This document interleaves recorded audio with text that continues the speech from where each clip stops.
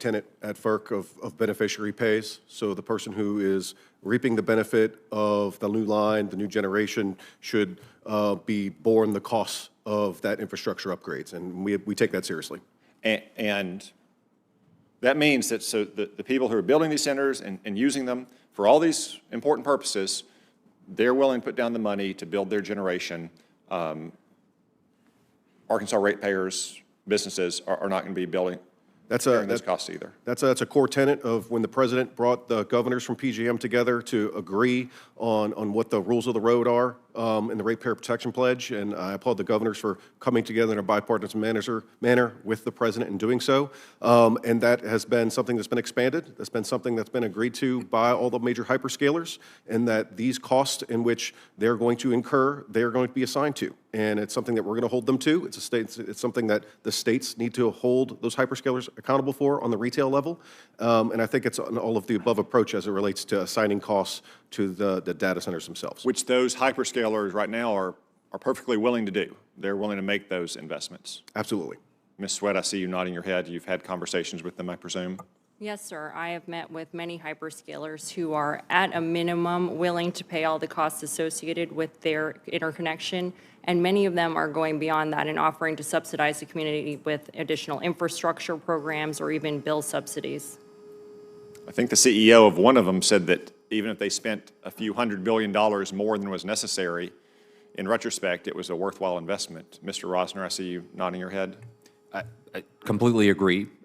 We've had them come before our commission and testify there, and what they say is, we'd like to go fast, and we want to pay for it. And so my view is let's let them. And to your point on investments in communities, I mean, we've got examples of them putting a battery in every home for people affected by, having the data center nearby. Things like that are great. Other things that they've done to lower regular bills, I'm completely in favor of that. And is FERC postured right now from a policy and regulatory standpoint to ensure there's not that kind of double recovery? Do you need any other specific safeguards or reforms, or do you think you're postured well? Well, Senator, we've discussed the orders to show cause that we gave to each RTO, and I think those orders make very important progress on making sure that regular consumers don't pay for infrastructure associated with data centers. Of course, if Congress wanted to add more specificity, I would defer to you, and I'm happy to provide. Well, I just think based on what I hear from Arkansans, they don't want to pay more for their power bills for these data centers, but they recognize that the data centers are a critical part of artificial intelligence, whether it's going to help us beat China or cure cancer or develop a summer reading plan for a kid to disregard and not follow. But they know that they want both of those things, and it's just important for us here in Congress and at FERC to make sure that we can deliver both of them. So thank you. Okay, that wraps up round one. What I'd like to do, any members remaining beyond this point can ask an additional question. I'll ask one now, and then we'll go to anybody else who wants to ask one additional question before we wrap up. Commissioner C, I'd like to turn to you. Last year, the Supreme Court held in the 7-county case what many of us have known and believed for a long time, which is that NEPA is a procedural statute. It's a procedural statute that requires you to review the project under consideration and not the cumulative effects of all other projects. Under your leadership and with your active involvement, the Commission's taken steps to implement that ruling. Can you just sort of explain to the committee what the Commission's done so far on this point, and let us know whether, to what extent, in what way, to what degree, some clarification from Congress on the proper scope of NEPA might help provide additional certainty for projects that are before the jurisdiction of FERC?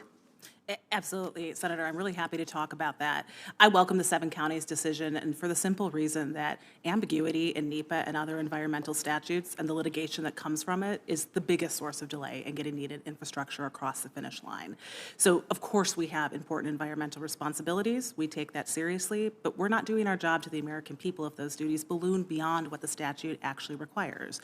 So one of the things 7 counties did is it confirmed that NEPA requires to look at the effects of the project in front of of us and to not look at non-foreseeable effects upstream, downstream, or wherever else they are. That clarity is vital for us to do our work. And so we've been taking a close look to make sure that we're looking at the things that we're required to under statute, but we're not adding additional categories that aren't required and that we were doing perhaps for other reasons, and some of them were an abundance of caution because courts didn't have that clarity. So what I would come back to in the question of what else Congress can be doing as we're trying to make the most of that decision, the clarity we have, any additional clarity we have in NEPA and other environmental statutes is critical for us to do our job for the American people and to do it in a really predictable and streamlined fashion at the pace that we need.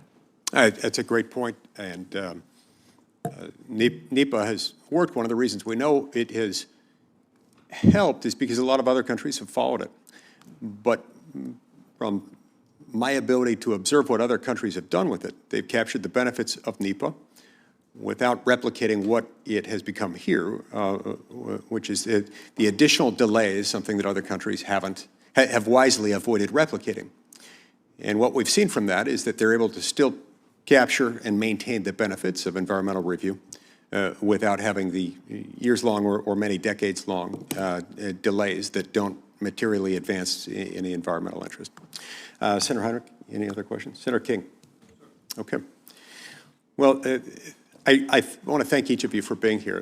This has been very helpful testimony, and we're very grateful to have your participation and your expertise.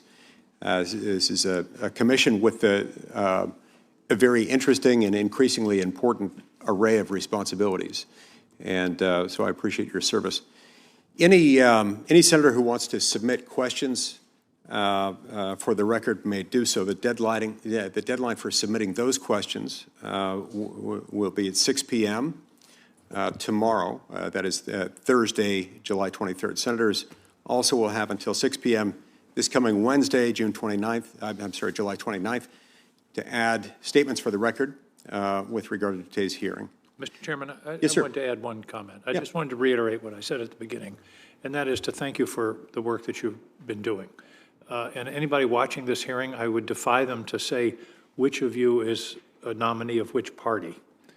And that's the way it's supposed to work. And this has been a very illuminating hearing. The questions have been answered in a straightforward and honest way. And I just really appreciate it. As I said at the beginning, I think you're modeling how our government is supposed to work. Thank you very much. All right, just as we were about to gavel out, the prodigal son from North Dakota has returned, and Chair recognizes Senator Hoeven. You thought you were off the hook, but not just yet. But don't worry, he's pretty nice. Just don't call a bison a buffalo, and don't call it a bison. You have to call it a bison. Those are the only two third rails with him. Senator Hoeven. Thanks, Mr. Chairman.